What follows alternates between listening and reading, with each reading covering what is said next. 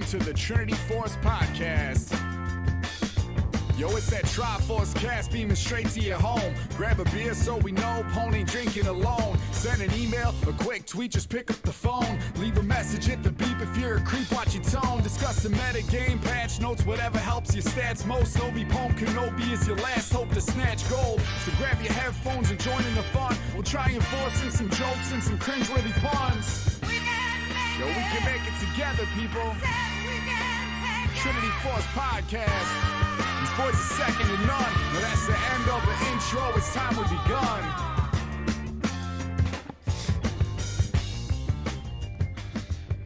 Hello, everyone, and welcome to episode number 819 of the Trinity Force Podcast. I'm your host, N.A. Eric, and tonight we're talking patch 13.5 with my friends Bomo, excuse me, and Goose. So it should be good. We got the first arena patch as well, first arena adjustment patch on live, and some placebo buffs, some cool changes, some impactful bug fixes. But yeah, we'll go through it all. Guys, how you doing? Goose, you surviving the heat? Has it cooled down at all? It's cooled down to a nice cool 98 degrees. Ooh. But it's rained every day this week, which has actually been really nice. The humidity's been really up, but it's good having some rain. Yeah, I'm sure that's also helped to tamp down the temperature. I saw that, yes, we're getting a little relief from this nationwide heat wave because Phoenix, for the first time in like 2 or 3 weeks, did not go over 110 yesterday. So That's insane. we're getting there. Yeah, next week, starting Saturday, I think for like a week and a half, the high is like 82. So I'm pretty excited. That'll be nice. But yeah, just been working, and I've played my placements this year in solo queue. We were talking about in the Discord. Mental feels a little bit rough. Yeah. I don't know what the cause is yet. I think Bomo had a pretty good cause. You want to say what you said, Bomo? I think a lot of it's just like elo inflation. Not elo in terms of your level, but ego inflation. I don't know why I said elo inflation, but it is elo inflation too, right? So with a whole new division added in between pretty much all the other ranks. So it's not even adding to like the top or the bottom of the rank. It's right smack in the middle.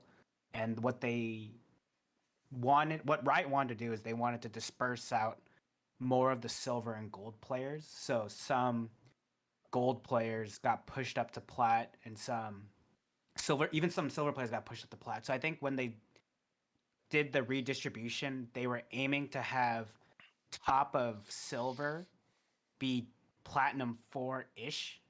And so that kind of skews the entire playing field right now until people play more games. So it's honestly pretty brutal. Like all my games are like honestly stomps, which lead to AFK. So I think I've only had one close game out of like 11 or 12 I played that was like felt like it was like an even game.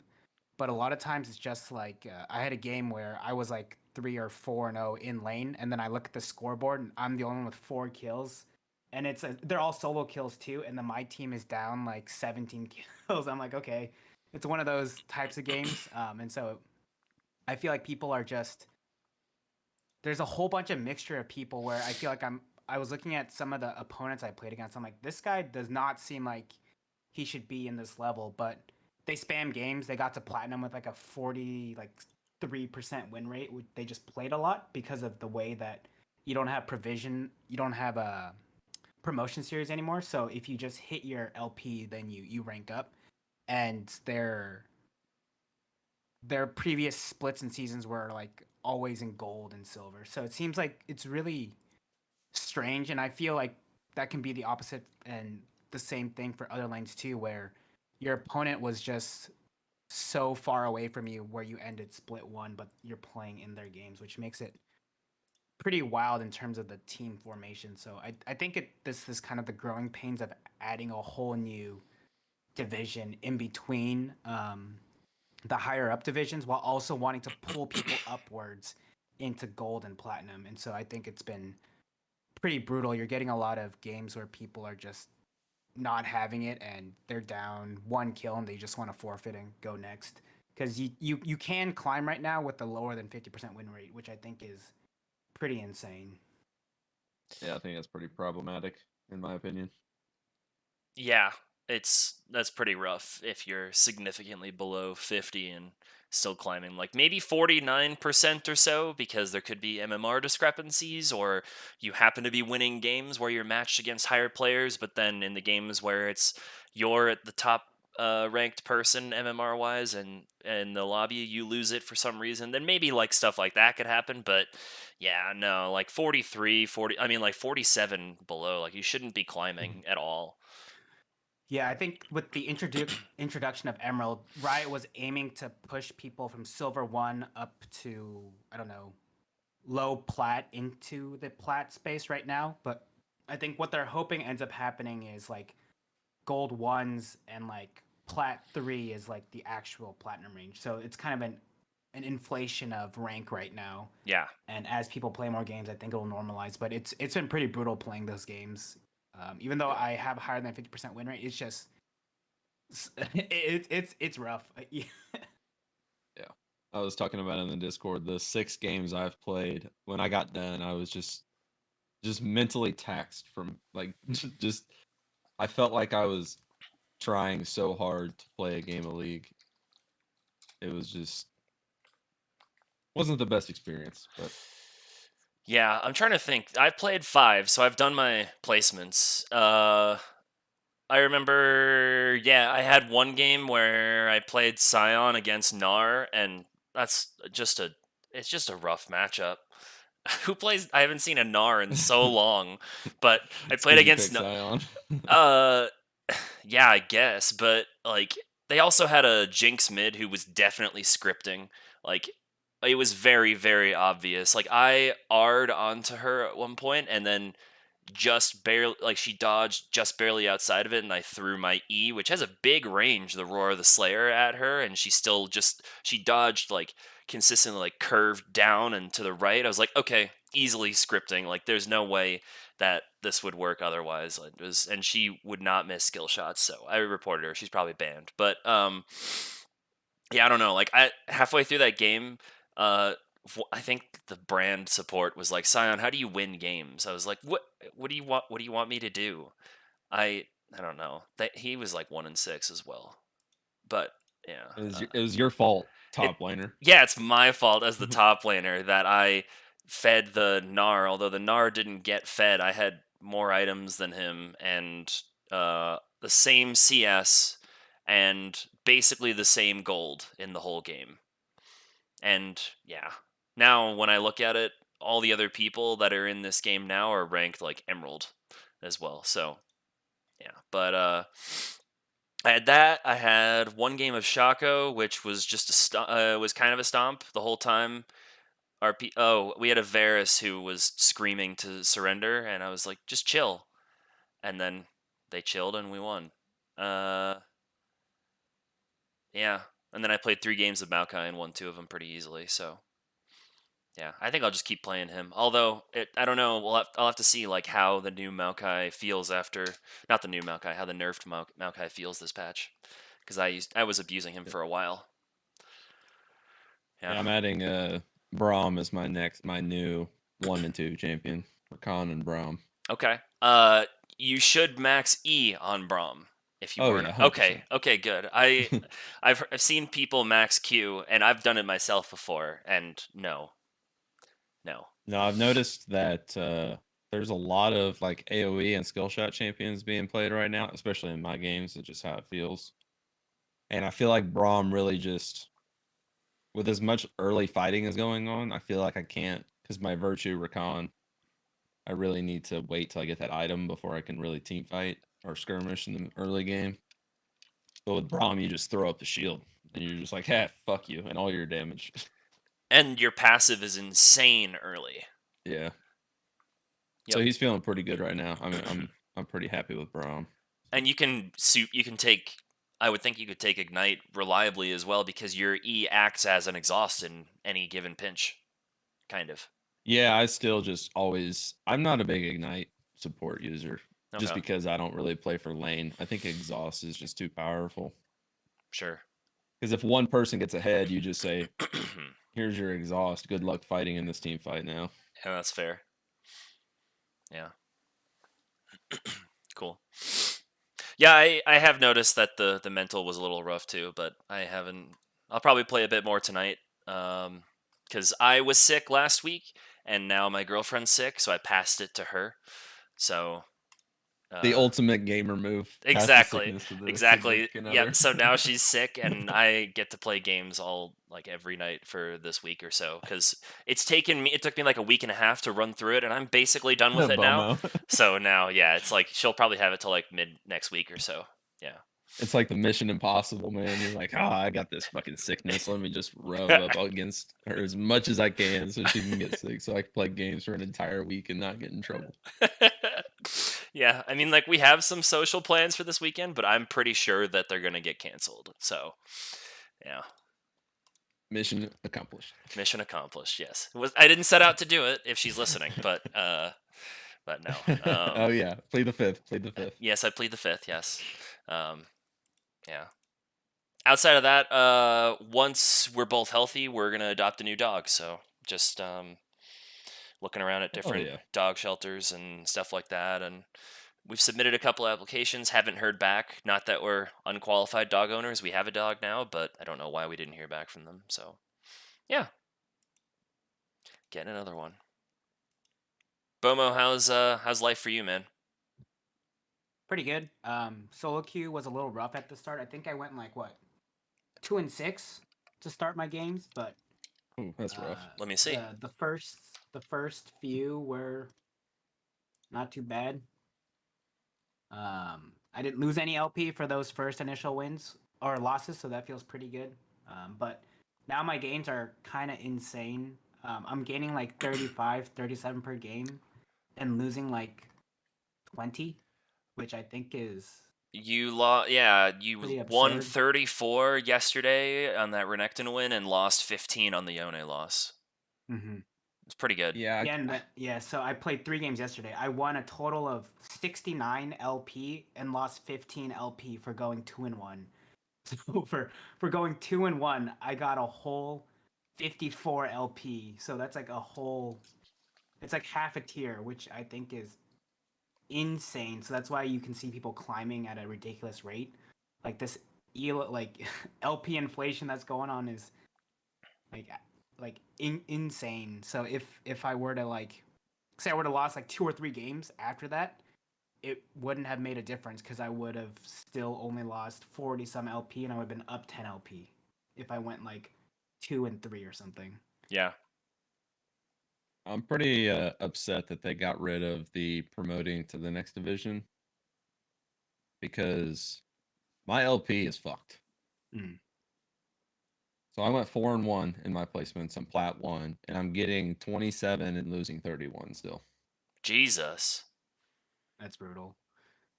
And I wanted the emerald tier, like have to rank in the emerald tier so that I could perma lose my promos just to try and fix my MMR. And now that's just not gonna happen. I think if I really want to climb this split, I'm just gonna have to lose a bunch of games and try and fix my MMR somehow. Yeah. Wait, hold on. If you're losing, your MMR is below where you're. Oh, so you can get back to where your MMR is and then climb from there. Understood. Sorry, It took me a second there. Yeah. So like what a lot of players used to do is they would like higher tier players, especially like diamond players, they would get into their master promos and they would just dodge Yep. permanently for like the entire split. And then at the end of the year they really made a push and their gains were insane. They would get like 40, 50 LP per win.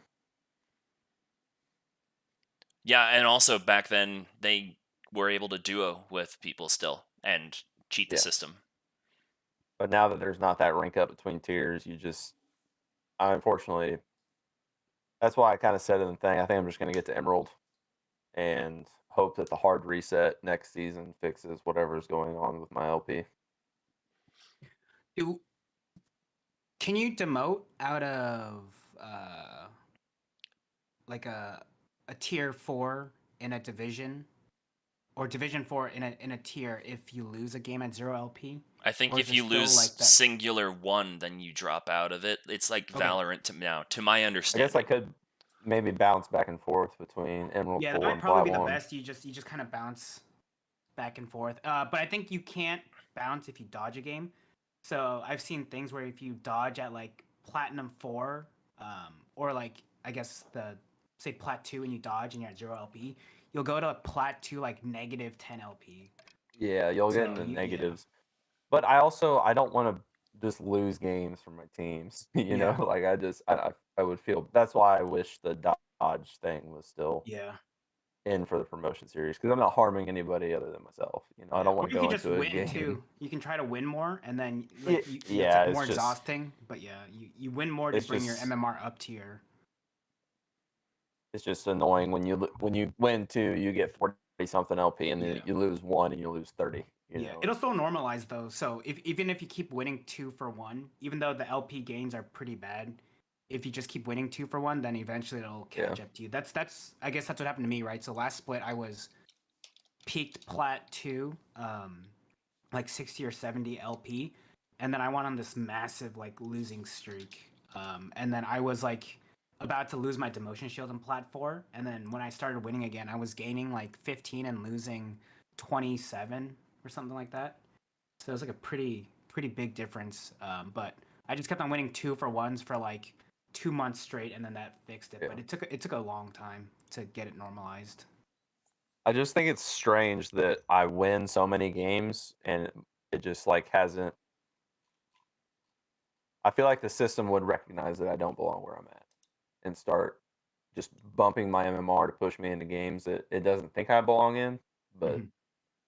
Yeah, I think it just hasn't. based on some testing, I think 50 games is the mark of when it starts figuring out your actual Yeah. ranking compared to your MMR. And so whatever you're at right now, you have to play an extra 50 games. I know that's a lot of games, but you have to play 50 games for it to be somewhat normalized. This is why norms are more fun because it's actually accurate and you stay where you're My like you're actually playing with people that you're at the same skill level. I tell you what though, my flex MMR is insane. I'm getting like 55, losing like 12. Yeah. Yeah. Yeah, my flex is pretty high too. My norms is really high. It's so weird. Like I think both of Goose, you and I are the same. Like our normal and flex MMRs are both up near like what was before Diamond Plus in like Masters I and play stuff. Masters players and norms all the time. Yup, exactly same. And then in All the solo time. queue, I'm in against like what were formerly like low plats and golds, and that's what it was last time. It's a lot. The game is just different at those two echelons. I find like my play style, and I think yours as well, lends itself better to the higher levels, the higher level, more like calculated and understood and like the macro shit than out handsing someone in gold and I guess platinum now. Yeah. Anyways, enough griping. We will normalize our rank stuff over time. Let's talk about this patch. So we so there was a mid patch update. So already after it went out, Bard got an additional bug fix and then arena buffs. We looked at the arena buffs and nerfs, and we didn't think that any of them were massive enough to really talk about. If you want to go, you can go check them out on your own. Obviously, go look up the patch notes for 13.15. The only thing was that the Nefiri map, when Nefiri is on maps, her damage is massively reduced. It used to be 20 to 60% of your max health as the game went on in time. Now it's 10 to 20%. So those Nefiri dogs are no longer going to nuke you like they did before. Compared to most anyone else, they were not the problem, or they were way stronger than most any other map champion that was around. So that's changed. And then they're adding some new champions as well. Go check those out. They seem pretty cool when I looked at them. I don't know I haven't really theory crafted anything around it, but you also can't theory craft for the champion maps. So yeah, I'm excited to try those out too. But Yeah, so first off, we have Aatrox. Aatrox's Q damage is decreased, so he was buffed last patch and went a little scary. Now they're pulling him back, so his first cast damage on the Q was what are they actually nerfing here? They're nerfing the percent AD, so the base damage is the same. It went from plus 60 to plus 100% AD to plus 60 to plus 90% AD. I believe before the buff it was plus 80% AD. So they're splitting the difference on what this was from last patch, which is good, a partial revert. I have not seen any Aatrox in the last patch, but I also mostly played a lot of Arena. In Arena he felt very good, but I haven't seen him much in solo queue. Have you seen him much, Bomo? Yeah, he's kind of strong. I think he's still pretty strong right now. I wouldn't say he's gonna be going down too much, but I think the problem is like a lot of his item builds. So he builds like he builds like lethality. Yeah. And he builds Eclipse first item, and that just inherently makes him a lot better. So I think it's similar to like trying to skew the champion to more high skill floor because you're doing a lot more damage when you hit your sweet spots on your Qs. And so if you're able to do that really well, it was ensuring that Aatrox players were being rewarded pretty heavily. So that my competitive team I play on, he's an Aatrox main, and literally he's claiming that Aatrox is like completely busted right now. And so that goes to tell you when a main of a champion is saying how broken something is, it's pretty strong. So Yeah. we'll see if this tones it down in terms of maybe making him harder for non-Aatrox experienced players to get good results with him. But I think the good Aatrox players would still have pretty decent results. Yeah, he has Who's a. your top laner? His name is African Rhino. Oh, okay, yeah, I know that guy. Yeah, so he was claiming that Aatrox is busted right now, and if they don't ban it, then we're first picking it every time. So Yeah. Yep, I played with him. I can't say that I have, but I probably have and don't remember it. But Aatrox is like I'm looking at the stat side so far. His pick rate is barely dropped, but his win rate has dropped like 4%. And I think a lot of that is like it's an overreaction because he's not even that. It's not that much of a nerf. He didn't get 4% worse. There's just no way. So early sample size bias really since the patch went into effect today. Although he already has 13,000 matches, so I think it's just more. I don't know that there's been some rough games that have happened or something like that. But I don't think this is that bad. I think he'll maybe go down 1% off of this, but he probably still needs some nerfs. He's gonna be if they don't touch him more, he's gonna be pick ban in pro play, just like he was at Worlds, just like he was last year. He already was in LCK this morning. He was already B1 picked in 2 of the games that I watched. yeah. So just for some like background, the patch before he got buffed, his pick rate was 7.7%, and after the buff, his pick rate went almost up to 18%. So that's a huge jump in pick rate, and his win rate ran up 3%. So all the people who are still picking him, so his pick rate's still 16.5. So all those more than double the amount of people who are playing him are now seeing like that they can't win games by not playing him correctly. I think that's what's happening. Yeah, and that's probably good. It pushes people Yeah. to either learn the champion that you're playing correctly or play a champion that you understand Exactly. or go abuse the next thing.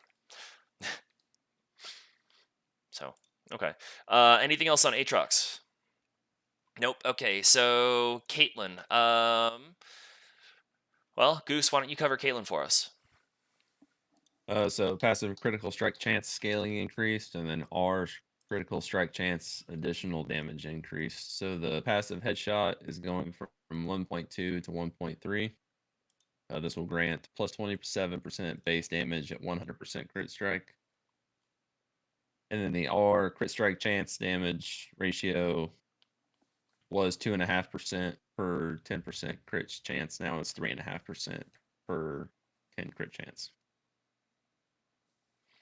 This is good. They're trying to push her back into more of a like crit build. She's been building that stupid ass lethality build where she just Qs you twice and then ults you and it kills you. Pretty frustrating to play against. But I don't know. I have to see her build crit before I believe that she's gonna switch from her lethality build. I think she kind of plays like the Varus AP playstyle or the Kaisa AP where she just kind of pokes you and you can't ever really touch her. Yeah. And even then with lethality, she gets enough crit from like collector and LDR that her headshots still smack with lethality. And I will say this is a healthy direction to push Caitlyn, but if you can combo Caitlyn correctly, of course, like playing crit is the better way to play her if you can absolutely combo her. But if you can like get some flashy combos off with lethality, you can pop people, and it's so satisfying. I will say. Yeah, the lethality build definitely comes online at like 2 items compared to which the 80 carry problem right now is, especially IE users or crit users in general, just need like 3 to 5 items before they come online, and games are just over before then. Yeah. That's why you're seeing all these lethality champions and poke champions in the bot lane. And Caitlyn also loves. She's not an attack speed user. She's like like damage, and then yeah, attack speed's nice, but don't need it that much. So IE is what her mythic should be ideally, especially with the Gale Force nerfs. But IE is just like it has such a higher power trough relative to everything else. Like yes, in the end, at 6 items, IE is a better mythic stat wise than any other 80 carry mythic out there. But you have that power trough when you have it, and you don't have more of those other items. It just doesn't feel as good. So that's something else that plagues her is the build path that she has to go. Yeah, I mean, I hope she gets a bit better. Her stats so far are saying that she is slightly better. In Emerald Plus, she went up by like 0.5%. This is probably like a 1% buff if I had to guess, but it's not that much. Caitlyn also is very meta reliant too. Like she pops in and pops out. Like when there's really long range poke, like when Kai'Sa's really really good, Caitlyn can do stuff early, but you're not gonna see her as much as when Zeri is the premier ADC and Caitlyn can really keep her down. Or I don't know, she can contest Varus when Varus is in lane and stuff. So yeah, I don't know. And Samira is all over the place too. I see her a lot, and Caitlyn can deal with Samira some, but if Samira gets on top of her, Caitlyn's done. Yeah. All right, I guess I'll move on to Camille then. So, Camille's AD growth is increased, and her R on hit damage is increased. So, guys, did you know that her R had on hit damage when when champions were in the zone? Yeah. Okay. I wasn't sure because I've been seeing a lot of reactions from people that are like, I had no idea this even existed before. That shows how negligible it was, some, but also cool that it's a thing. But her AD growth went up by 0.3, so it's now a 3.8 per level. And then her bonus magic damage. So champions that are in her Hextech Ultimatum take, it was 5 to 15 with ability rank extra damage per auto. Now it is 20 to 40. So she's going to be a lot stronger at level 6. At level 18, having 35 extra per auto, you're already probably using 3 autos at that point and you're killing them. But level 6, you're going to be autoing a lot while they're in there, so this makes a much bigger deal early, I think. And I like it because Camille is right now mostly just a counter pick champion, unless you're really, really, really good with her. I don't see her all that much unless I play Scion and then people pick Camille into me. But that's the only time I ever see Camille.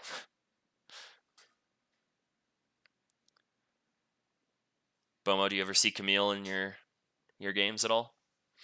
No, but I think we probably will. Just the way that her kit works, I think maybe we're too low of an elo to see a lot of her. I think she's like a very high skill Yeah. floor and ceiling champion, just the way that her kit works, right? So the Q has like a couple effects where You use it once for an auto reset, and there's a timing where you hold it a bit in order to get the true damage, or you can use it again for another auto reset. So I feel like there's like small nuances like that, and then using her jump is also it's easy in terms of like you just kind of point to a wall, click, and then you point to an enemy. But I feel like it's a lot more nuanced than that as It well, is. because it's like your only form of gap close and escape. So if you mess that up, then you're kind of useless, right? So I've played a little bit of Camille too, and I was like, wow, if I miss my E, then I lose every trade in the world. And so now with the R, her dueling potential goes up too. And I don't know if she builds Divine Sunder, but it feels like right now She's a Triforce Sunderer seems user. Yeah. yeah.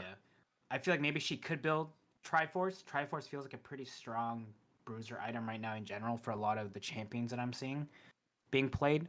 So I wonder how she might perform if people start building Triforce on her instead of Divine Sunder. I don't even know if you really need Divine Sunder just because she does a lot of true damage in her kit and a lot of percent health damage with her auto attacks, especially with her ultimate now. So yeah, I'm curious, but I think she will be pretty good in the high elo bracket. For sure. She could use Triforce. I mean, she's used Triforce in the past. Now, obviously, it depends on champions, but I don't think she needs the attack speed steroid because she gets attack speed from her E as well when you use that. And she's more bursty. Like you go in, you hit them with an E, you get an extra Q.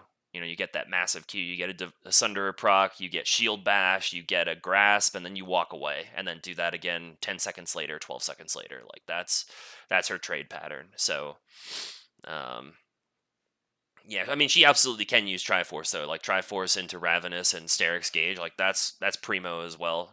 Swap that out for Sunderer depending on the game. Yeah, very good. Yeah. Um, she's a lot of fun to play though, and like learning when to use your W. Like, oh, you can use your W while you're flying at people, and with the E, and learning like how you can flash while you're mid-flight to land it further. You can extend the range of it as well, and you can use it to displace people back towards your team a little bit too. Um, there's a lot of nuance to Camille's kit. Yeah. She definitely feels like I think she's one of the highest skill ceiling champions too. Okay.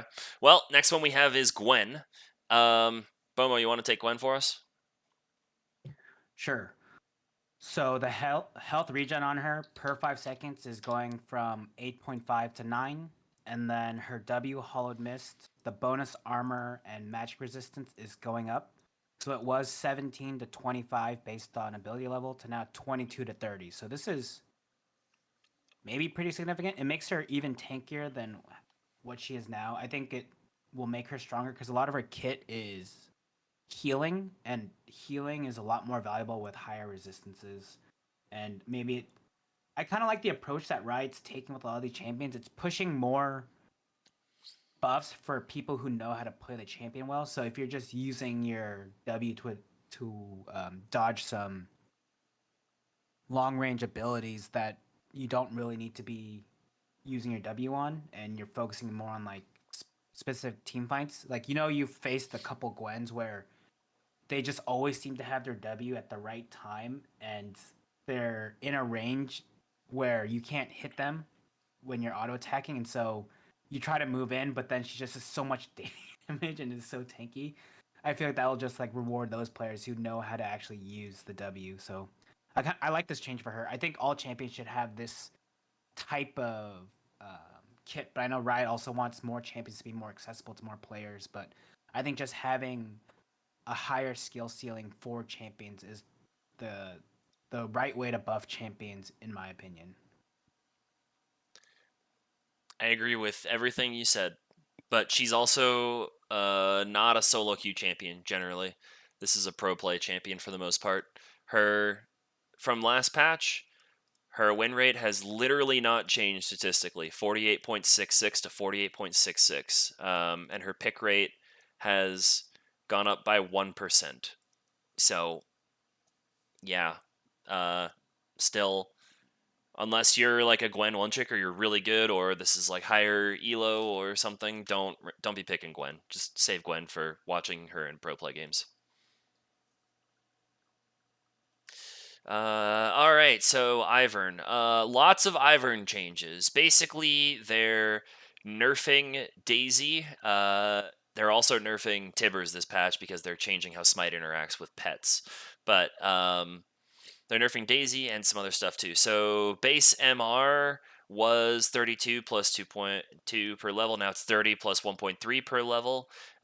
Basically the same as other range champions is what they're doing. Then W, the ally on hit damage. When they walk through one of your brushes, it used to be 5 to 15 plus 10% of Ivern's AP. Now it is 10 to 30 plus 10% of Ivern's AP. So the base damage doubled, basically. The E, shield strength, the trigger seed. So the base is up. It was 80 to 220 on the base. Now it's 85 to 245, but the AP ratio went down from 75% to 50%. And it says, note this will be a buff until Ivern gets 20, 40, 60, 80, 100 AP. After getting more than those per ability level, then it's a nerf. So that's good that they supplied that right there. And Daisy's duration went down 15 seconds, so now it's 45. It's the same duration as Tibbers. It used to be a minute. That's insane. The armor and MR was 20 to 100 plus 5% AP. Now it is 30 to 90 scaling with levels 6 to 18.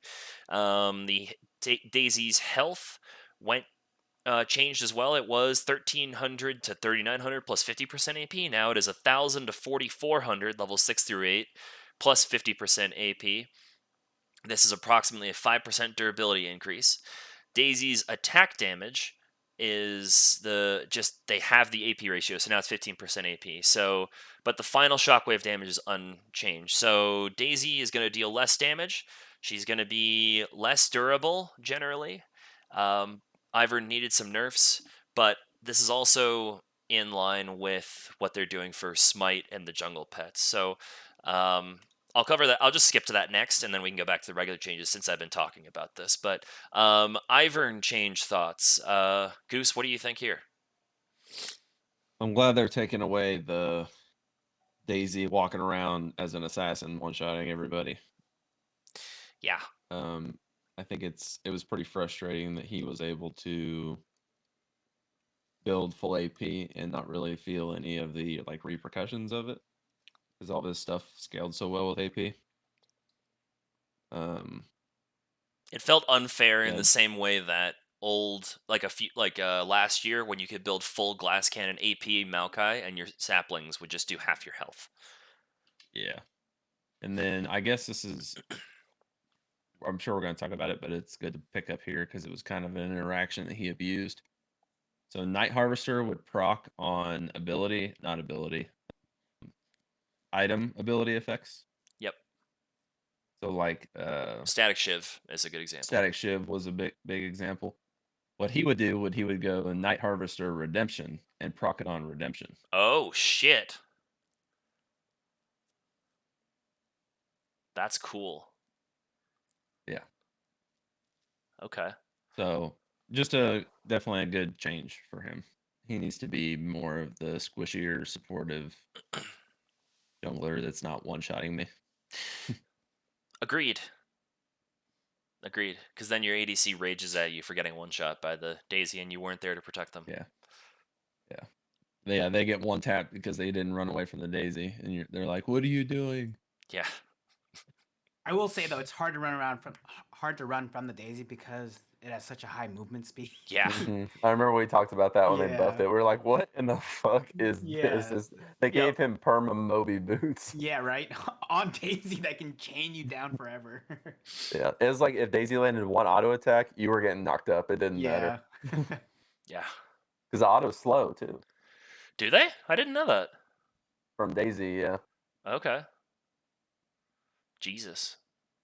Well, Ivern got those nerfs and really needed it. So that's also going to mean Ivern's a lot worse in Arena. If I look at stats, he was at 53.3. He was statistically the best jungler on the patch.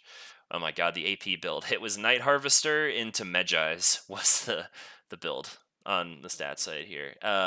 And now it's down to 51.8, and it's Shirelia's and then Medjai's still, but support items, not AP, is what's being recommended afterwards. So seems like this has been successful. Ivern is still very strong, but he's a lot different to play, and you just don't see him all that much. I guess before his pick rate went down a little bit, so you're going to see him even less, which is good. I don't like playing against Ivern. Don't like playing with him. Don't like it. Not a fan. So, next we have Kaisa. So Kaisa's been the bane of everyone's existence in pro play and in solo queue a lot too. So yeah, she's getting some nerfs. Her base health is going down by 30, so now it's 640. Her Q, the damage per missile, the AP ratio is going down by 10 to 20%. Or it's going down to 10 or by 10, so now it is 20%. The maximum single target damage unevolved is 45%, the AP ratio. Everything else is staying the same. The bonus AD ratios and the base damage is all staying the same. And then when you evolve the Q, the AP ratio is down as well. It's down to 75. It was 112.5% AP. Now it's 75. So big AP nerfs to Kaisa's Q.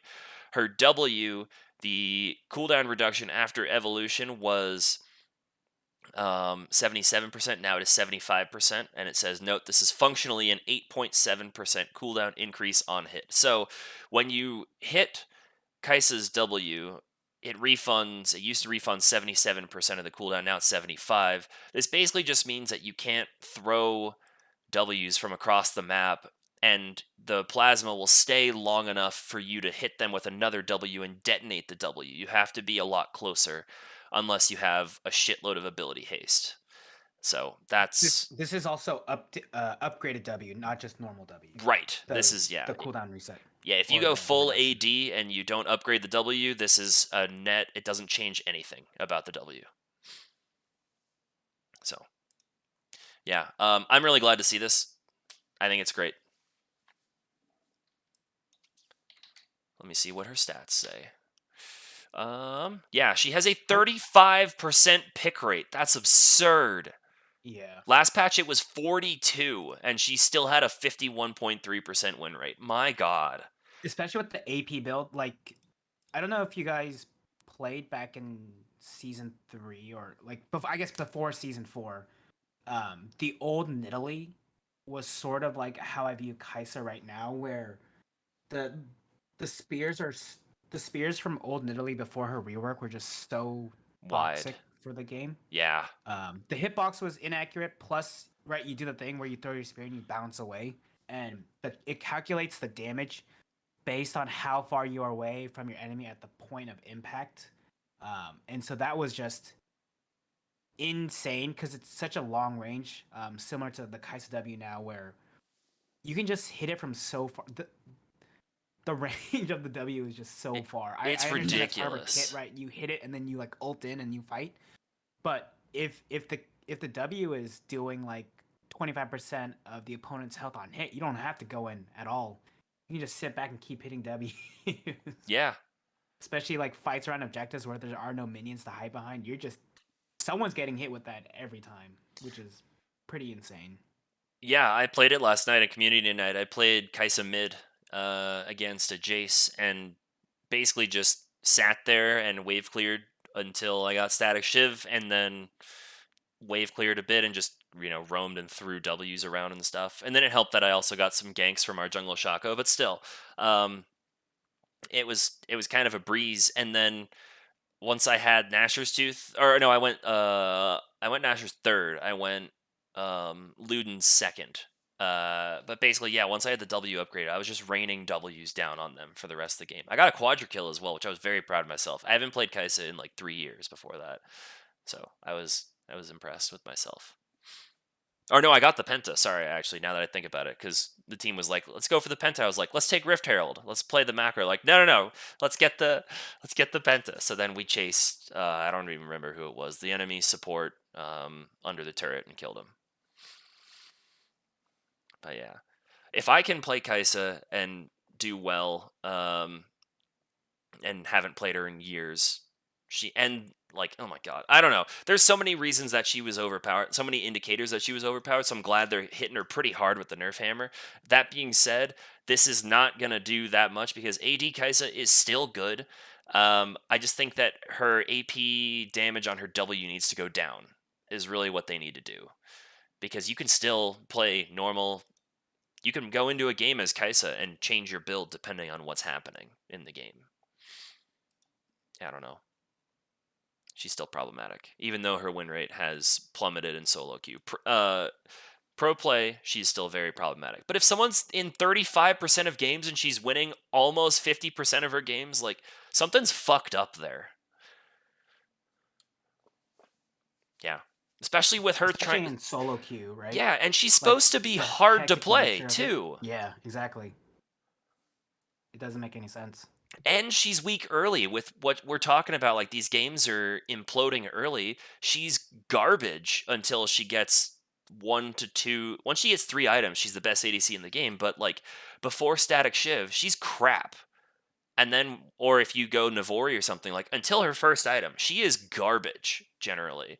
And then even at 1 item, she's still not that good. Once you have 2 items, it changes a lot. But, Christ. All right, I'm done ranting about Kaisa. Anything else that we should talk about with her? Nope. Okay. Maokai here. I'm so sad. His Q damage to monsters is being decreased. It's a pro play nerf, and it makes me sad that this is happening. But bonus damage to monsters on his Q was 100 to 180. Now it is 80 to 160. So it's a 20 damage nerf, and this is his this is his jungle clearing tool. Not that big a deal because in combat with non-monsters, so minions or epic monsters or champions, this is still going to do the same amount of damage, which is good. But his jungle clear is going to be a little slower early. I don't love this as a Maokai abuser myself, but I don't know. I don't ever play against Maokai because I'm usually picking him or no one else picks him that much. Do you guys think this is warranted? I think he's good, but that's from a competitive team standpoint. So I don't know about solo queue, but I don't know. Was he doing really well in solo queue? So last patch he had a 4% pick rate and had a 51.15% win rate. And it was about the same if you went the phase rush build with demonic into radiant virtue, which I did a lot, although I always go the first strike build because it's a lot more fun. I like printing money. But yeah, once you get to demonic and Leandries, it has like a 55% win rate there. But his win rate did drop overall this patch down. So far, it's dropped almost 2%, and his pick rate has gone down 0.6%. So he's dropped considerably. That being said, if you get him to 2 items, he's still arguably, or he is one of the best junglers in the game. He still has a 55% win rate, to 53, 54, regardless of what build you do, if you get him to 2 items.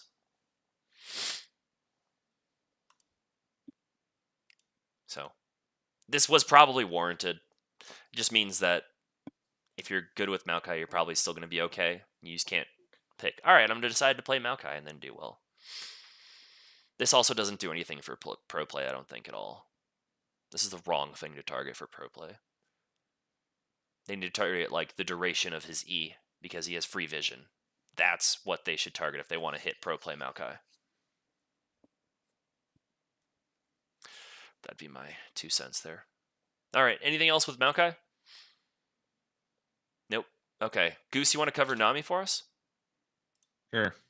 So passive bonus movement speed is increased and Q base damage increased. So the passive surging tides movement speed is going from 90 plus 20% AP to now 100 plus 25% AP. And then the Aqua Prison damage is going at 15 at all ranks. It's pretty good. Apparently Nami was bad. we were talking about it before the show. She was like 48% win rate. I thought she was pretty good. I mean, I was having a fun time playing her. So any buffs in the direction of the fish, I'm happy with. In Just makes Diamond her Plus, her win rate changed last patch. It was 45.8. Now it is 49.8. It went up 4%. Same thing in Emerald Plus, just 4% and up. in my opinion, and I'll stick by this until the day I die, movement speed is the best stat in League of Legends. So when you're just granting your entire team free movement speed, it's pretty OP. Also, a lot of people don't know this, but the ultimate doubles her passive. Really? So if I throw an ultimate, so obviously as Nami, you don't want to be standing in the front, right? So you're standing behind all your team. So if you throw your ultimate and you hit all your teammates, they're now getting 200 movement speed plus 50% of your AP. Oh my god, that's insane. How long does that last for? It's however long the cooldown is, not the cooldown, but like the duration of the movement speed for the for the passive. So whatever the decay is on it, I'm not really sure what it is. I think it's like 1.5 seconds. I'm gonna look real quick. Decaying over 1.5 seconds. Yeah, well, I know the champion pretty well. I didn't even know what the actual number was. Just Yeah. from a pure feel standpoint. Yeah, that's But yeah, crazy. the ultimate doubles the passive bonus. So you can speed your. It's like having Australia's, basically. Yeah, that's wild. I had no idea. Which I built Australia's on Nami as well, so it gives her a lot of movement speed and her teams because the Australia's passive gives you movement speed for buffing your allies. Yep. And so, I mean, I'm just like this fish flying around the rift. And then the Q means absolutely nothing if you're bad at Nami. That's really what that boils down to. But even if you're good at Nami and you land the bubbles, I mean, it's really not that much extra damage. It's only 15. And this is And her if you hit last somebody max with a as well, bubble, correct? yeah, you max E then W, or W then E depending on the matchup. But I max E first, personally. But yeah, if you land a bubble on somebody, they're probably dead. So the damage really doesn't mean anything. Yeah, they just have to be careful with buffing Q damage because it could push Nami into being a mid laner. Yeah, the main problem with Nami, because this is like trying to make low elo Nami players better with her, but low elo Nami players are only going to be better if the W and E are better, and you can't buff W and E on Nami, or else she's going to become an absolute menace in pro play Sure. in higher ranks.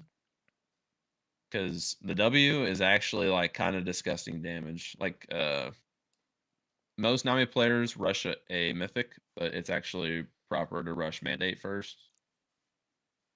And then if you're good at landing your W properly, it'll bounce twice. It'll hit them, bounce back to your ally, heal them, and then bounce back to them, and then pop the mandate. Oh, damn. If you play Nami properly. But like for the first few levels of the game, it's better to just W them and then have it bounce back to you to heal. And then once you get 2 items, it's better to W yourself or an ally so it can bounce to an enemy. Because the way the damage modifier works, it increases with bonus AP. And then if it bounces off somebody first, it does more damage. Yeah, I was looking at the numbers on that because I was curious about it. Like you're saying, each bounce, the effectiveness of the next one is modified based on AP. So it goes down each one by 15%, but that can be reversed by 7.5% per 100 AP. So if you have 200 AP, every bounce is equal. Yeah. Which is what you're talking So about. That's 2 to 3 items or so. Yeah.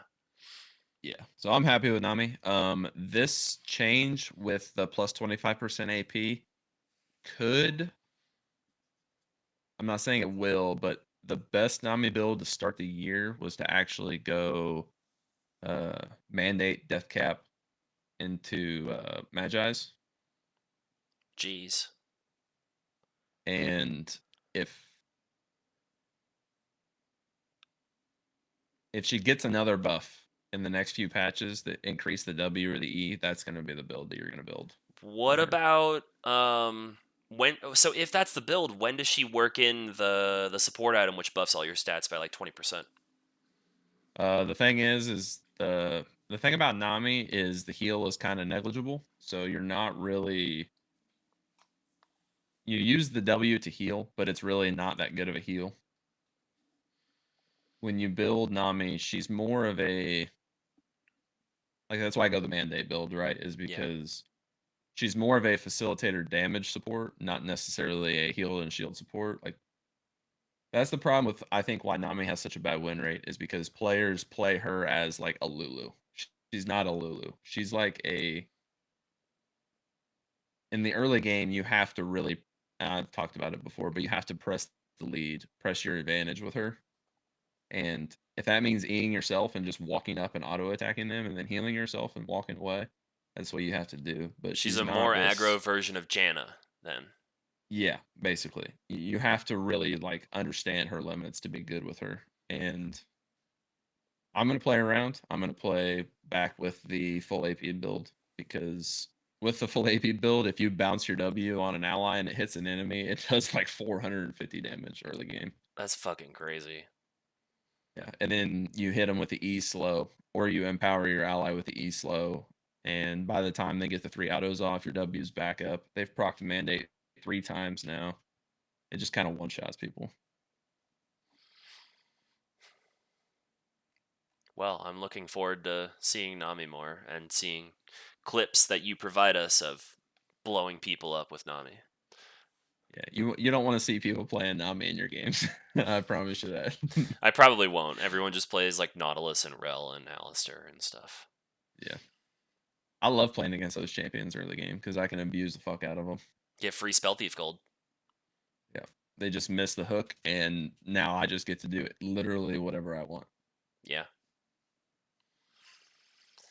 Okay, well, let's move on to Rel. It's just quality of life adjustments. Basically, they're all so like on her passive, all spells and autos now apply the damage first and then apply the passive, as opposed to the other way around, or it being random or being ability specific, perhaps. Q flash interaction. Q maintains the direction they're flashing, so this should feel more intuitive. Before, it would sometimes cue the direction of where it was going to before you flashed. So if you happen to move your mouse really fast or something like that, it would maybe not account for it.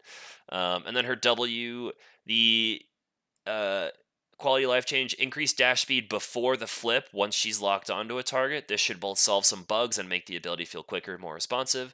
And then monster mounting maneuver fixed a bug that was causing Rel's W mount up to not apply bonus damage to epic monsters. So just fixing bugs and giving quality of life changes. I don't really think we need to talk about it because this doesn't really change anything about Rel at all. So I'm going to move on to the next one. Sejuani, W base damage decrease. This is again a pro play related nerf. So, it's the initial cast damage was 20 to 40 plus 20% AP plus 2% of your max health. Now it is 10 to 30 plus 20% AP plus 2% of your max health. So the base damage is just down by 10 at all ranks on the W in the initial cast damage. The second cast damage, it's the same thing. So it's down by, you'll deal, if you hit both of them, you're dealing 20 less damage at all points in the game forever. Not a big deal. Sejuani doesn't deal much damage anyways, and she doesn't need it to clear the jungle that much, so I don't know. Anything else really to add with this? This is kind of a placebo nerf. Okay, cool. I'll keep going. Shyvana, AD growth decreased and health growth decreased. So her AD growth was 3.4, now it's 3, and her health growth was 109, now it's 104. They're just basically tamping down her stats because she was stomping much too hard at lower MMRs, apparently. I haven't seen any Shyvana, but I don't think this is really going to do all that much. She's still kind of weak early and then scales up pretty well regardless of what build you're going.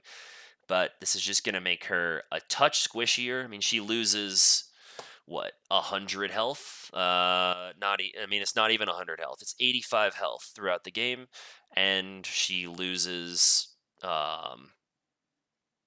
what, 30, or not 30, oh, sorry, not 30 AD. Oh my god. 0.4 times 17. I mean, I don't know. I've been doing math all day for work. I don't really want to do the math. Times 17. She loses 6 AD at level 18, 6.8 AD. So, whatever. This is also kind of negligible when you really look at the numbers. Anything else you guys want to add with this one as well? Nope. Good. Okay. Oh, No. sorry. Go She's ahead. too strong. She's Yeah, I too was about to say strong. this champion's fucking disgusting. Really? Yeah. Oh, I played against it 2 days ago, dude. It is It's the awful. damage that she is putting out. She had like I don't even remember. She had one item. I don't remember what the item was, but she had Triforce? one item, and I was No, playing. No, it's she went AP. I think Oh. it might have been Nashers or Night Harvester she they had, go but they build what's the item, the Iceborne Gauntlet into demonic, and they're like unkillable and they do a shit ton of damage. Oh, this one was fucking full AP. Here, let me see if I can pull up her. Her most game. But popular anyway, build is also, or her not necessarily her most popular. The recommended build is AD as well. But go ahead. I found her in the river and we like tried to fight her and she just fucking solo triple killed all of us. She just like smacked all of us with her Q and then she ulted and then she just it was disgusting. So she went Night Harvester, Nashers into Horizon Focus, Zonya's, Death Cap, and then Void Staff. Oh, she went full AP then. Yeah, in a 39-minute game, she did 97,000 damage. Holy, as a jungler. And we had a Yasuo on our team. Holy shit. She did 97,000 damage. We won that game. That was one of those games where I'm telling you, when I got done, I felt like I just got done running a fucking marathon. Jesus. Well, that version of Shyvana is still going to be the exact same for the most part because they didn't touch her AP ratios on anything. So, yeah. She is one of the least picked champions, though. Although her pick rate actually increased after this nerf, so curious about that. Okay. Hopefully she'll get more nerfs then. But she's just so stat checky. She needs a rework. Her kit is just crap. All right. I'll move on to the next one then. Actually, Bomo, why don't you cover it for us? Because it's a mid laner. Talia. Sure. I don't think I've ever seen this champion since the rework. She was flavor of the month after her rework, and then I don't think I've seen this champion at all after that. Other than pro So play, Talia? really. Yeah. Yeah. Talia's getting buffed. So her Q, threaded volley, is going from 45 to 125 based on level to 50 to 130. So you're doing more damage per Q now. I don't know if this affects the big stone, or if it's just the tiny stones. I will look on the wiki. And they also ended up buffing her E. So the E is the one that makes a little circle on the ground and pops you in a certain direction that she chooses. That's the W. No. That's the W. Okay, the E is the bunch of rocks on the ground that keeps you from dashing. Yep. So the cooldown is going from 18 to 14 seconds to 16 to 14. So I think this is your second max on her. So It has to be because the W does no yeah. damage. Mm-hmm. So it's more noticeable for early games. The extra 2 seconds I feel like is a lot. And then the damage to monsters is going from 150 to 175. So really trying to push her into the diverse mid or jungle role on her. It to answer your question, this does not affect the empowered rock at all. Okay, so it's just the small ones. Yes. Okay. Yeah. I didn't know this, but her Q actually reveals enemies too that it hits. I had no idea. I don't know. I don't have a lot to add for Talia. I don't see her either, but she's very good.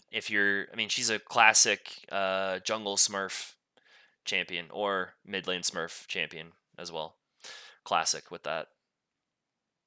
But she does need time and she does need items, really, because of the way that they shift her after her mini rework. She probably won't show up in pro play much anymore, though, still. This isn't enough to really push her back in. Although I'm sure we'll see Showmaker try. Okay. Next one is Yasuo. The passive shield scaling adjusted. So the total shield is the same. It's just instead of being based on level, the scaling, now it mirrors base stat scaling. What that means specifically, I don't know. Well, okay, here in the blurb actually it says the change in this patch ends up being a 30 to 50% larger shield in the mid game, even if levels 1 through 18 are unchanged. So it's going to be weaker perhaps on either side of a mid game, so weaker early and weaker late, but or it's giving him enough durability to survive early and mid game fights. So he's late game, he's probably gonna the shield is gonna scale less hard is my guess. But I don't have the exact number breakdowns here. It doesn't have it here. I guess I could look and see if it's on the wiki, but other than that, I don't know. I don't think this changes much of Yasuo. He's still an insanely hard champion to play, and most people should just avoid playing him. I think they're trying to compensate both Yasuo and Yon for like the mythic changes that still happened. What is it? Yeah. A few patches ago. It's still tough for them in terms of you're just extremely squishy, right? For a melee 80 carry, essentially. And there's no real way to stay healthy anymore. So I was mentioning like you have to kind of go for like an assassin build now with Yon. And I feel like that's kind of the same with Yasuo. It's like you can't really fight anymore because you just end up dying without shield bow as your mythic. Because I think that what the people are building are either IE or Gale Force on them, and right, that's an 80 carry item, and so you're an 80 carry frontline pretty much, and it feels pretty bad. Yeah. I mean, we'll segue into Yon very quickly then, but I just wanted to mention that Yasuo's stats, for some reason, 8% of games have Yasuo in them. I don't know why, because he's so hard to play. He's way harder to play than Yone. Like, I'm not saying Yone's easy to play at all, but Yasuo is way harder to play. But he's very good if you're good with him. I would say mechanically they're pretty even, but with Yasuo, you really have to understand how he manipulates the wave. So his two abilities are Q and E, right? And if you don't know how to use E, then you only have one ability, pretty much, right? If in lane, and so you have to really know how the wave functions. Because with you E through minion, which inherently will start pushing the wave because you thin the minion wave with your E. And so I think for Yasuo, it's more of like understanding how he contributes to the wave. Because you could be mechanically really good on Yasuo, but you can just have your wave in a perma push state where the enemy just never has to push up past mid lane, and you can do all your fancy dives and whatnot. But if it fails, then you just keep falling behind because you just can't see us. Yeah, like I mean, specifically something that I just learned the other day was, or yesterday, I was watching a YouTube short of someone playing Yasuo, and I had no idea that like Yasuo's each use of this ability grants a percent bonus damage to subsequent uses for 5 seconds, stacking up to 4 times. I had no idea. So he mentioned like, okay, I'm gonna stack this 3 times, and then I'm gonna Q and kill this person in return, and it worked totally fine. Like the E did a shitload of damage.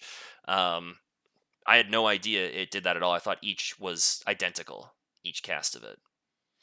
So, I mean, using that to manage waves as well is very important. But why don't you go over Yone then, basically, because he's also getting a buff. So the buff, in air quotes, is a shield increase. So it's going from 45 to 65 based on level, to 60 to 80 based on level, and the bonus 80 ratio is unchanged. It does increase by the number of enemy champions you hit. So maybe it's significant, but this is usually your third max, right? So you're sitting on the 60. So maybe the extra 15 shield per champion is decent enough if you're able to hit some like 2-3 man shields. But yeah, I think it's kind of the same problem where it's such a long cooldown, and that's really your only way of surviving really right now. So I've been playing around with other builds. I guess if you guys want to hear me talk about it, but Yeah, go for it. the way that I've been building Yon right now is kind of two different paths. So the first one is if you have a game with 3 or more tanks, you build Zerker Greaves into Bork, and then you build IE, and then from there you can build Death Stance or Hullbreaker if you're taking that split pushing route, um, or Wits End based on how much AP and 80 the other team has. But on squishy comps, I've been building Kraken into IE and then going the same third item because with the way he currently feels, I feel like I have to assassinate the backline more. I feel like I can't really win really any any skirmish right now just because of how squishy I am, unless I play it pretty well. So I feel like that's where I'm messing up a lot of my snapbacks currently too because I think I'm more durable than I am, but I E Q3 ult in, and then I'm trying to like maximize my E damage because if you're in your E form, then when you snap back, it does a percentage of the damage you dealt to the enemy. So I'm trying to maximize that, but I end up not being able to snap back at all because I just died because I don't realize that I'm super squishy. So it's been a pretty big adjustment not having the shield bow crutch. So maybe I was only decent at Yon because of the shield bow mythic, but I feel like I'm starting to make or to understand how squishy he actually is in fights. And I think I'm playing fights a little bit better right now. Well, I'm glad you're learning more champion mastery with him. That's good. Yeah, I don't have anything to add. I mean, I left it to the Yone main. Goose, anything you want to talk about with Yone? Dispute someone who plays him a lot?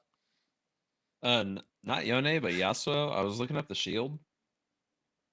So it used to scale because I was confused on like what they were trying to say. It used to scale +5. The shield level would go up 5 until he got to level 14, and then it would start going up by like 50. Oh my god. Now it scales by 20 per level Okay, until so you get to Pretty level significant for 14. early and mid game for sure. Yeah. So at level 9, it used to be 200 or 185. It is now 313 whoa. That's a lot of shielding. at level 9. Yeah. Yeah, that's crazy. Okay, so this is And he gets the definitely shield a quicker Yasuo with buff his then. E. It's not a Yasuo Mhm. adjustment really so much. This is definitely a buff. Yeah, I mean that's Yeah. double. Like that's a double the size shield almost at level 9. Damn. He has the highest win rate right now. Does he? Yeah. In Emerald Plus, I'm seeing 48.4. I guess if I look at all ranks, 49.6. I'm not sure. Maybe stat sites are different ones are wonky. On u.gg, Yeah. it has them. Oh, this is in bot lane, not mid. Oh. Gotcha. He's 56% bot lane. That does not surprise me. Yeah. Oh yeah. Okay, for sure. I was looking at it in mid because that's where he's most picked. Yeah. Although he's picked in I think top more than he he's is. I think he's better bot lane personally. Agreed. But I think he's even harder to play bot lane than in the solo lanes too. Not with that shield. I guess not. Not anymore. I was gonna say you have to manage the range and manage everything like that. But if you get that fat of a shield, all right. You Yeah, just the go shield bone and the plating long and then lane is shield. really good for him. Yeah. Bone plating And and the you shield, that's insane. and here's the I'm cooking in the kitchen here. You All right. start the fight with your bone plating, and then you're waiting until your shield gets built up. Okay, and then you fight them with a shield, but you don't ult until your shield has depleted because then your shield gets refreshed after you ult. That's So true. you effectively have like 2,000 health.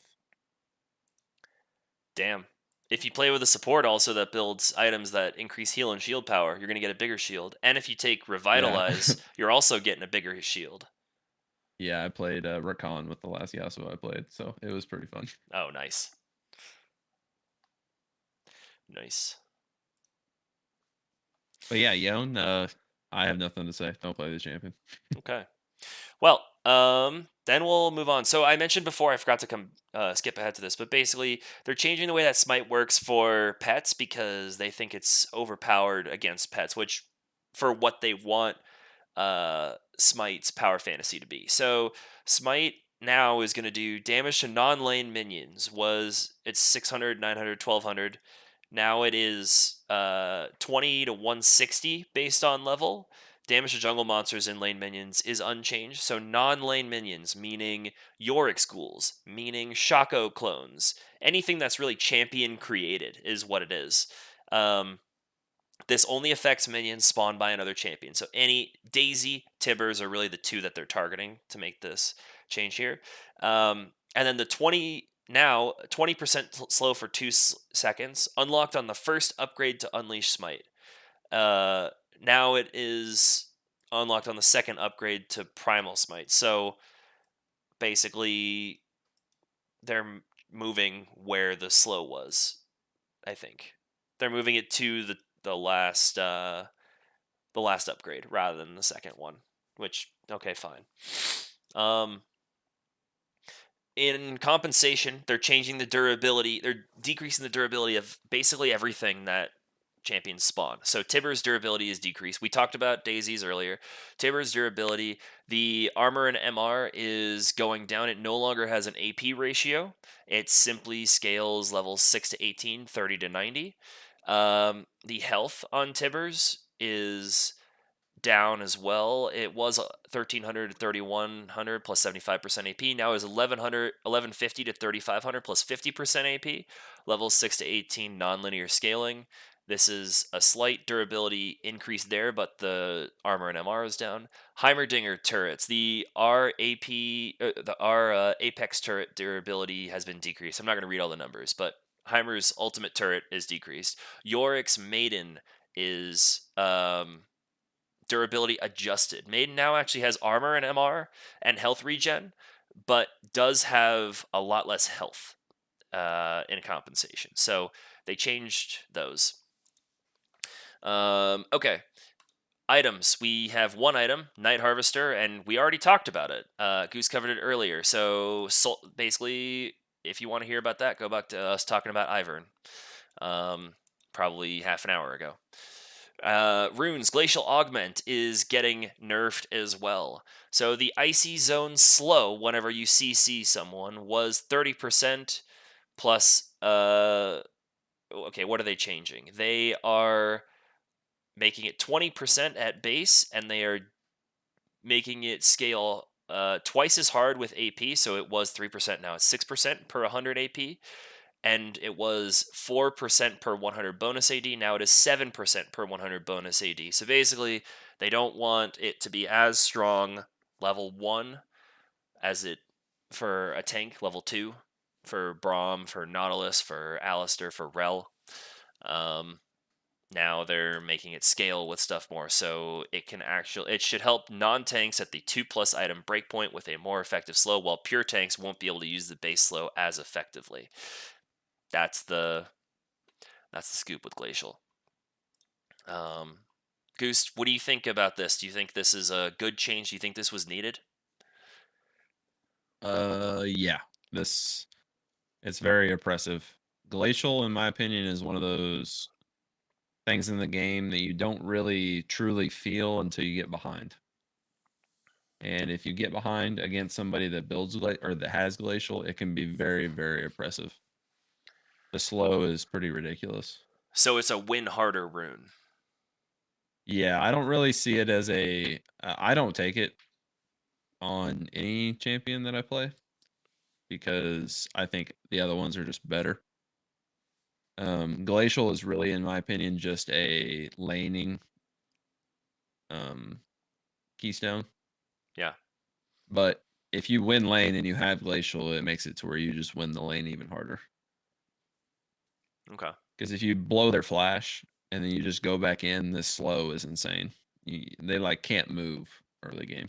Yeah, it's really basically strong. It's basically perma CC, and it lasts forever. I think that's what they should have killed was how long it sits. I don't know the duration, but it feels like it's like 3 to 5 seconds somewhere in there. Let me see. Glacial Augment lasts for 3 plus 100% of the immobilizing effect's duration seconds.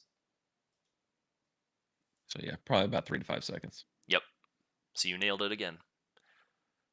Yeah, maybe I'm a support player. Maybe. Okay. But yeah, I like the change. A good change to push it to. I think this kind of allows more champions to take it. Yeah, I think If so wanted, as well. If wanted. Yeah, I think like But if you're playing a top lane Maokai, you could take it. If you, I mean, this might be better for like. I used to like to when they changed Glacial initially a couple seasons ago to have a max HP scaling. I loved taking it on Zac, and then they nerfed it into the ground. Because I think it's a fantastic jungle Zac rune. But I don't know. I'll try. I'll play around with it with a tank, but I don't know. I don't think I'll play it that much. There's just other shit that's out there that's better, like you said. this is really good on Vhagar, even better than it was before. Yeah, really, really, really good now. I don't think they thought that one through. Probably not. I mean, that's the same reason they had to nerf Static Shiv into the ground from where it was on the PBE because Veigar would auto and instantly murder somebody. I mean, late game, it'll be 80% slow. How would it get Because he'll have to it. Because he'll have 1,000 AP. plus 6%? That's Jesus, I can't, like 6 times 8, that's what, I can't even do 48. That's a 68% slow on there. Good God. That's if he has, or sorry, that's if he has 800 AP. If he has 1,000, then it is actually 80%. That's crazy. So that makes like Cage cooldown insane. You'll never be able to get away from him. No, not at all. Oh Because my they'll God. be permaslowed. But Yeah. Maybe Nico takes this rune now. yeah, I can see it. I like it. I Good liked change. playing Old Glacial on Nico with GLP and Twin Shadows. That was with the super soaker. Yep, Super Soaker. I did that on Vel'Koz and I did that on Nico, and that's Yeah. how I had such high win rates because that item combo was busted. Yeah, spooky ghosts. Yep, I miss Spooky Ghost so much. Ah. I don't fuck that shit. Yeah, everyone That shit hated was so it. toxic. It was toxic. You just press the like. I think I'm gonna get ganked. Let me press the button. Okay, Yeah. and then you just go and fly out. Oh, I'm safe. All right, I can clear the wave. And then let me step back. Okay, what 30 seconds later? All right, let me press the button again. Yeah. Good job, Brad. Glad they got rid of that. But Yeah. Okay. So that was it for changes, except for bug fixes. So there's a few bug fixes which I think are important to cover. So, one, fixed a bug where pets/summons like Tibbers and Shaco clones would not be able to attack inhibitors and the Nexus. That seems like a big oversight. I thought those were features of them. Apparently, it's just been a bug forever. So, there's that. Fixed a bug where Singed Q's Q Poison Trail would not deal damage to Baron. Okay, that's a problem. So he just wasn't ever. Also, fixed a bug where Ivern's E would not apply Imperial Mandate, Font of Life, or other effects that are triggered by slows. So he I basically. feel like they've been fixing a bug fix on him every patch with some weird interaction. Yeah, I feel like it. But that's a big buff in compensation for a bunch of the nerfs that they got. So I'm figuring they were going to nerf him less hard and then saw they were fixing this bug and thought they needed to nerf him a little harder. Because now his E is actually going to work as supposed to. So, big buff. Especially for support style Ivern. Not support Ivern, but like Enchanter Ivern. Because now Mandate's actually going to work there. Fixed a bug that was causing the incorrect victory defeat screen to be shown upon losing or winning a game.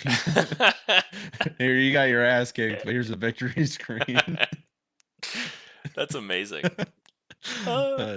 There's one that Frank That's- pointed out last night. I was playing some arena with him, and I don't know if it's in here at all. I didn't read through all the arena bug fixes because there's a lot of them. But after a game, you can add yourself as a friend. You could ban yourself or block yourself. You could also report yourself and mute yourself. In like the arena post-game screen, you could do all of that. Mhm. I also didn't know that. Well, I don't know if it's fixed or not, but if you win a game in arena and you promote to a next division or tier, it'll say on the end screen that you've been demoted, and then when you click continue, it'll say promoted to the next tier. I got that. I saw that. Yes. Yeah. I was so confused. I was like, I thought I got into silver. Nope, demoted Yeah. to bronze. Like, oh, well, I guess I was Yeah. in, and now I don't know. All right. That's funny. Also, more Soul Fighter skins are getting released, and I think some of these look pretty cool. I'm excited about the Shaco one. The Prestige splash art looks terrible, I will say, but the regular splash art looks very good, and I'm sure the skin is going to be great. I'm definitely getting the Gwen one. That's a sweet skin, yeah. I mean, all of She these. looks like tiny Tina from Borderlands. She does. Yes. Best video game all time. But I got to get back into that. Cause hey, I'll play with you. I got it on my PC. I'm like halfway through. Yeah, we could do a playthrough. That sounds good. 2? Yeah. Yeah. Let me know. I'm down. All right, Fucking- I definitely be love- down. I gotta wait until I love playing Salvador. I gotta wait until I play enough of the Baldur's Gate. Now that Baldur's Gate gets released, I think tomorrow, the full version. So I'm gonna play that. But yeah, I'm definitely down to. I'll go play Zero then. That sounds great because he was the most fun for me. Yeah. I love the Gunzerker. Just running around dual wielding. Or playing the Siren and just like flinging people up. That's so cool. Yeah. All right. Well, I think that's it for us. So this has been a longer episode, but necessary because patch notes. So yeah, this has been episode 819. If you have any feedback for us, please let us know via the feedback thread in the Discord, or let us know at questions@trinityforcepodcast.com. Please join us for community game nights, which happen Tuesday nights at 7:15 Eastern is when they start, and they last for several hours. And then lastly, if you want to support us via Patreon, we do have a Patreon, which you can find on our website, trinityforcepodcast.com. And yeah, we offer a bunch of different benefits at different tiers, and anything that you're willing to give is great. It helps us keep the lights on and allow us to put on events and basically just allow this to function without having to pay out of our own pocket all that much. So with that, we will wrap this episode up. Thank you for listening, everyone, and we will see you next time. Bye. Peace.